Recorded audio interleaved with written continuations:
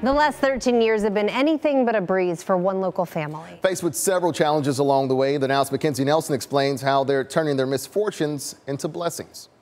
Lucky, you feel very lucky. That's how Carrie Raleigh says her family feels today. But years ago, after her son was born, she says it was a completely different story. He was born and it became kind of a whirlwind of events. March 20th, 2004, her son Ethan was born. Little did she know he'd leave one hospital and head for the next. His oxygen saturations were low and that they heard a heart murmur. Ethan was born with a heart defect, and he's also missing a portion of his 18th chromosome. It's pretty rare. There's about 1,000 kids worldwide with it. At only 15 months old, Ethan had his first open heart surgery. At 7, he had his second after learning he had congestive heart failure. You know, it was scary. 2 years later, his heart failed again. Needing a procedure done that no local hospitals could do, Carrie says they hit another bump in the road after 2 of 3 major facilities wouldn't take Ethan's case. I don't think they felt they could end up with a positive outcome. Ethan ended up at Boston Children's Hospital for the procedure, one where Carrie says she and her family had to plan for every possible outcome. One of the